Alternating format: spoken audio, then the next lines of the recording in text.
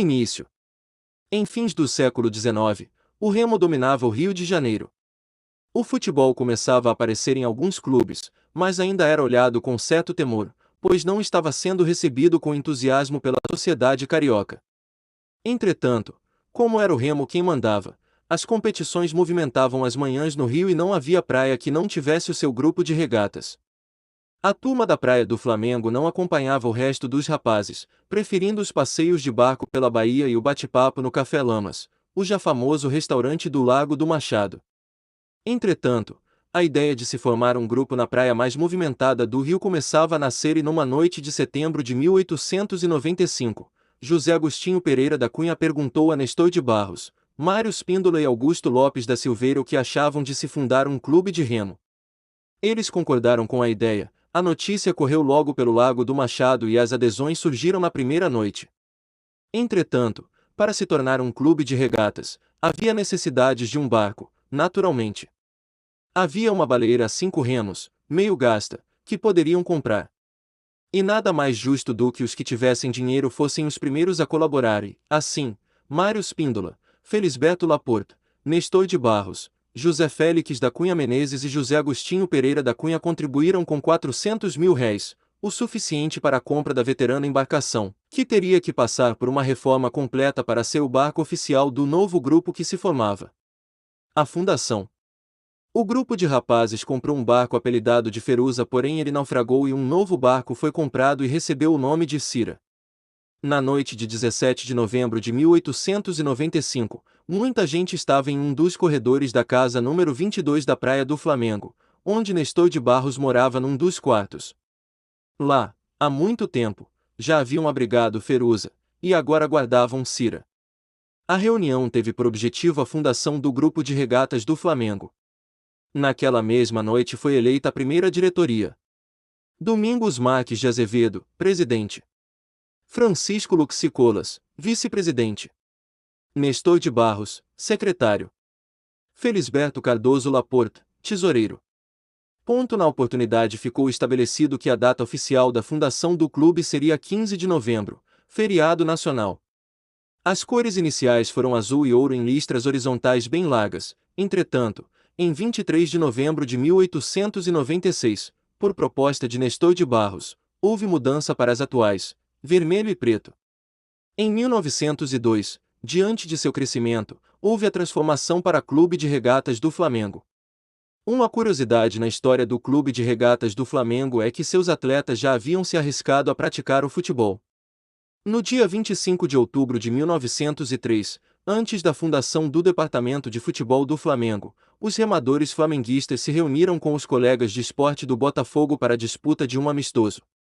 A partir de 1902 o Remo passou a dividir com o futebol a preferência popular. Assim, os associados do Flamengo tornaram-se sócios também do Fluminense para acompanhar o futebol, e os do Clube das Laranjeiras vieram para o rubro-negro a fim de acompanhar as regatas. Alberto representava bem o exemplo, pois pela manhã remava pelo Fla e à tarde jogava pelo seu clube, o Fluminense. Finalmente, surgiu a ideia de Alberto Borgetti, de se criar uma seção de futebol no Flamengo.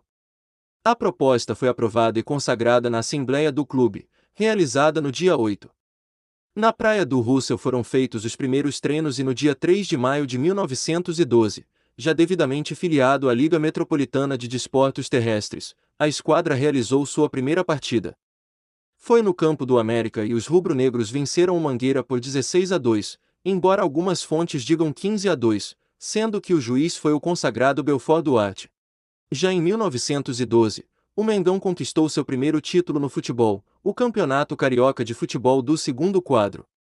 O primeiro uniforme foi chamado de Papagaio de Vintém, mas em 1914 o clube adotou a camisa Cobra Coral, que só durou até 1916, e venceu seu primeiro campeonato carioca e o segundo no ano seguinte. Em 1927, foi eleito o clube mais querido do Brasil, levando a Taça Salutares, vencendo o Vasco da Gama em um concurso do Jornal do Brasil. Em 1939, depois de 12 anos de jejum, o mais querido voltou a conquistar o campeonato carioca com a equipe que serviria de base para o tricampeonato estadual na década de 40. Em 1956, conquistou mais um torneio de grande importância, a Taça dos Campeões Estaduais, sobre o Santos ao vencer por 2-1. Em 1970, o clube conquistou sua primeira Taça Guanabara, primeiro turno do campeonato estadual. Em 1972 venceu novamente a Taça Guanabara e o Campeonato Carioca. Também em 1972, o Flamengo conquistou o Torneio do Povo. Em 1974, Zico firmou-se de vez como titular do time do Flamengo, iniciando a chamada Era Zico, e o clube venceu o campeonato estadual neste mesmo ano. Em 1975, o Flamengo conquistou a Taça José João Altafini Mazzola sobre a Juventus da Itália. Uma partida histórica foi a vitória de 5-1 sobre o Atlético Mineiro, no amistoso que marcou a participação de Pelé jogando com a camisa rubro-negra. Foram cerca de 140 mil torcedores presentes ao maior do mundo para assistir ao consagrado rei do futebol, Pelé, jogar ao lado do rei da Gávea, Zico. Uma noite histórica, em que o grande nome foi o atacante Júlio César, que havia dividido o quarto com Pelé na noite anterior. Já com 39 anos, Pelé teve uma boa atuação, apesar de não ter marcado nenhum gol. Tabelou com Zico, fazendo lembrar sua grande dupla com Coutinho, no Santos. Zico marcou 3 gols. Embora já possuísse a maior torcida do Brasil, o rubro-negro só conquistou seu primeiro título em nível nacional em 1980, quando venceu o Campeonato Brasileiro. Em 1981 o Flamengo disputou sua primeira Libertadores e chegou à final onde enfrentou o Cobreloa do Chile. Com paciência e muito toque de bola o time carioca venceu por 2-0, com 2 gols de Zico. O Flamengo, com técnica, habilidade e muita raça conquistava a América. O título da Copa Libertadores de 1981 o credenciou a disputar a Copa Intercontinental, competição que teve seu status de mundial reconhecido pela FIFA em outubro de 2017, no mesmo ano, onde enfrentaria o Liverpool da Inglaterra, em Tóquio. Antes da decisão do título mundial, o até então treinador do Flamengo, Cláudio Coutinho, morreu afogado enquanto praticava mergulho nas Ilhas Cagarras. O escolhido para substituir Cláudio Coutinho e levar o mais querido ao topo do mundo foi Paulo César Carpigiani, ex-jogador do clube. Diante de 62 mil pessoas no Estádio Olímpico de Tóquio, o time brasileiro deu um baile como nunca antes Tóquio havia visto e aplicou sonoros 3-0 apenas no primeiro tempo, com 2 gols de Nunes e 1 de Adílio. No segundo tempo, o Flamengo apenas rolou a bola até o apito final, desfilando sua habilidade perante os atonitos ingleses. A equipe rubro-negra chegava ao topo do mundo. Em 1983, o Flamengo era o adversário a ser batido no Campeonato Brasileiro, que se garantiu na final, contra o Santos. No primeiro jogo, no Morumbi, o Santos venceu por 2-1. Na volta, um recorde que dificilmente será quebrado, 155.253 torcedores entupiram o Maracanã para ver a turma de Zico dar show. É o maior público registrado em uma só partida na história do Campeonato Brasileiro. Precisando da vitória, o rubro-negro fez 3-0, gols de Zico, Leandro e Adílio. O Flamengo era tricampeão brasileiro. Era a consagração final de Zico, Leandro, Adílio, Júnior e outros tantos craques. Em 1987, a CBF passava por uma grave crise financeira e institucional. A entidade encontrava-se incapaz de organizar o campeonato nos mesmos moldes e caso não arrumasse um patrocinador, tentaria um acordo com os clubes, com as equipes pagando as suas próprias despesas com as viagens ou iria realizar um certame regionalizado. Este torneio recebeu o nome de Copa União, considerado oficialmente o módulo verde do Campeonato Brasileiro pela CBF. O Flamengo foi finalista de 1987 juntamente com o Internacional, onde jogaram as finais em 2 partidas. O Flamengo conquistou a Copa União.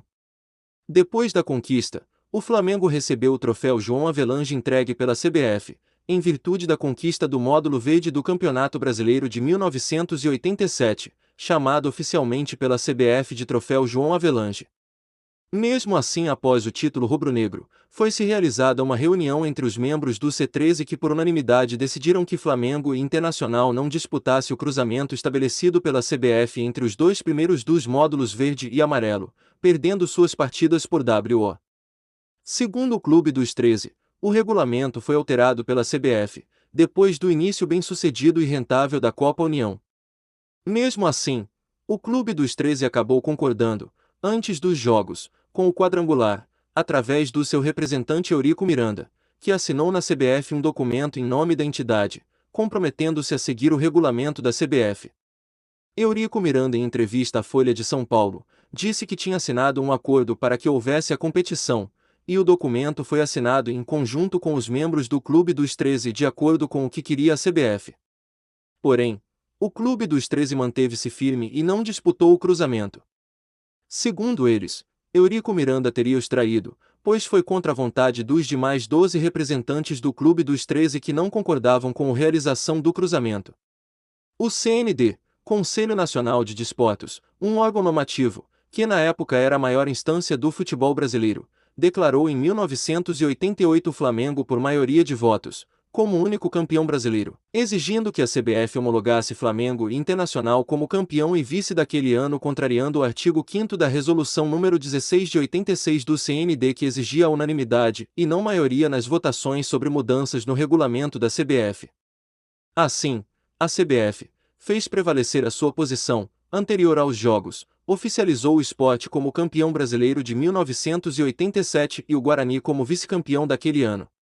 Em 21 de fevereiro de 2011, através da resolução da presidência número fevereiro de 2011 da CBF, oficializou o Flamengo como campeão brasileiro de 1987, ao lado do Sport. No entanto, em junho de 2011, teve que revogar seguindo a decisão da 10ª Vara da Justiça Federal de primeira instância da Seção Judiciária de Pernambuco, retornando a reconhecer o Sport como o único campeão brasileiro de futebol profissional de 1987. Em 28 de junho de 2012, em manual, a CBF reconheceu o título brasileiro do Flamengo de 1987. Depois ela voltou atrás e disse que, no manual, houve um erro crasso, onde ela mandou para a gráfica um material desatualizado onde o Flamengo era considerado campeão de 1987 ao lado do Sport. Em 8 de abril de 2014, o Superior Tribunal de Justiça, STJ, confirmou o Sport como o único campeão brasileiro de 1987 após contestação do Flamengo pela decisão na instância inferior. Em toda a sua trajetória pelo rubro-negro, Zico marcou 568 gols, tendo sido o maior artilheiro da história do clube. Em 1990, diante de um Maracanã lotado, Zico faria a sua partida de despedida pelo Flamengo. O ano de 1992 foi marcado pela conquista de mais um título nacional, diante de 122 mil pessoas, que além do título, assistiram a uma jogada imortalizada no futebol brasileiro, o drible de Júnior que deixou Renato Gaúcho sentado em campo. Em 1999 o Flamengo venceu a Copa Mercosul em cima do Palmeiras. Em 2004, o Flamengo conquistou seu 28º título estadual, em cima do rival Vasco da Gama. Em 2006, chegou pela 5ª vez à final da Copa do Brasil, porém desta vez conseguiu conquistar o título sobre o rival Vasco da Gama. Em 2007, paralelo à disputa da Copa Libertadores da América, o Flamengo conquistou a Taça Guanabara.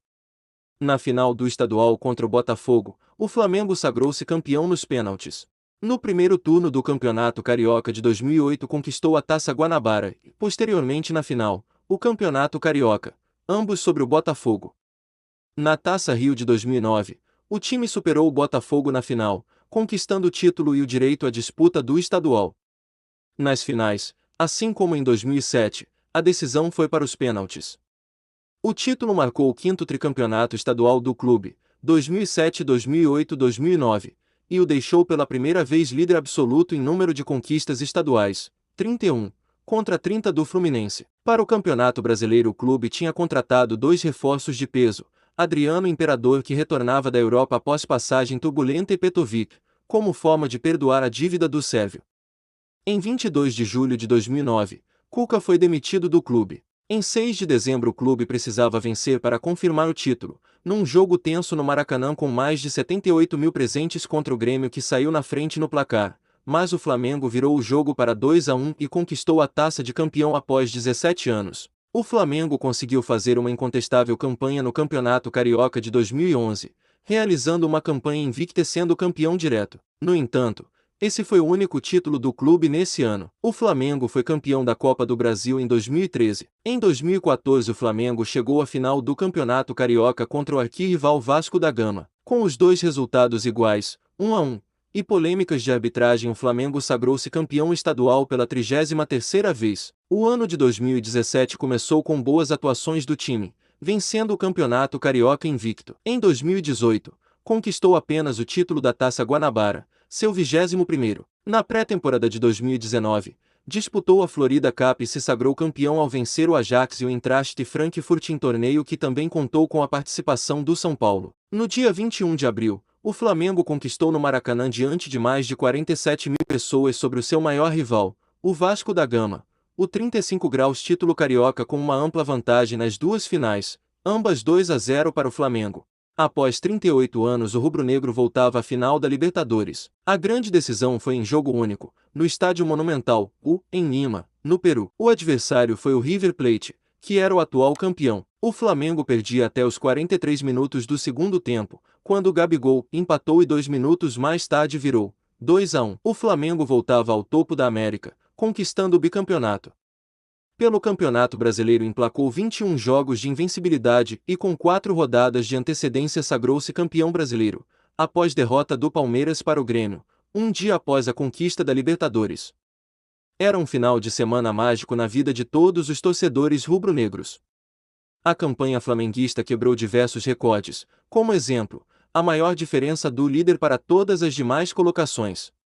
Além disso, conseguiu repetir o feito do Santos de Pelé, que até então, era o único clube que havia conquistado o Brasileiro e a Libertadores no mesmo ano, 1962 e 1963. Na Copa do Mundo de Clubes, chegou à final após vencer de virada o Al Hilal, 3-1, enfrentando no jogo decisivo o Liverpool, o mesmo clube que há 38 anos enfrentou o Flamengo, valendo o título mundial, tendo o time de Zico se saído melhor. Em uma partida movimentada, o clube carioca acabou perdendo na prorrogação após gol de Roberto Firmino em um contra-ataque do time inglês. Apesar da derrota por 1-0, o Flamengo demonstrou muitas vezes jogar no mesmo nível que o gigante da Inglaterra, sendo, por perder apenas por um gol de diferença e na prorrogação, o melhor oponente de um europeu na final depois de 2012 e o sexto time a não perder no tempo normal, sendo o quinto sul-americano e quarto brasileiro. Para a temporada de 2020, a CBF decidiu reeditar a Supercopa do Brasil, torneio este que havia sido disputado até então, apenas 2 vezes, ainda no século XX. Em partida única, no estádio Mané Garrincha, em Brasília, o Flamengo goleou o Atlético Paranaense por 3-0 e se tornou o supercampeão do Brasil. No duelo da Recopa Sul-Americana, enfrentou o Independiente del Valle em 2 jogos. Na primeira partida, em Quito, no Equador, empatou por 2-2 em uma partida marcada por uma arbitragem desastrosa. Na volta, mais de 70 mil pessoas lotaram o estádio Maracanã. Gabriel Barbosa, o Gabigol, abriu o placar. Logo em seguida, William Arão foi expulso antes dos 30 minutos do primeiro tempo. Novamente a individualidade dos jogadores apareceram e em 2 belas jogadas de Gabigol, Gerson marcou 2 vezes, 3-0 e o Flamengo conquistava mais um título internacional. O primeiro de sua história no Maracanã. Após a conquista do Campeonato Estadual de 2020, Jorge Jesus deixou o comando do Flamengo para voltar ao comando do Benfica. O português deixou o rubro-negro com uma marca histórica, tendo o número de derrotas, 4 revés, inferior ao número de títulos conquistados, 5 títulos. Foi campeão do Campeonato Brasileiro de 2020, com um ponto a mais que o segundo lugar, 71/70, tendo assumido a liderança.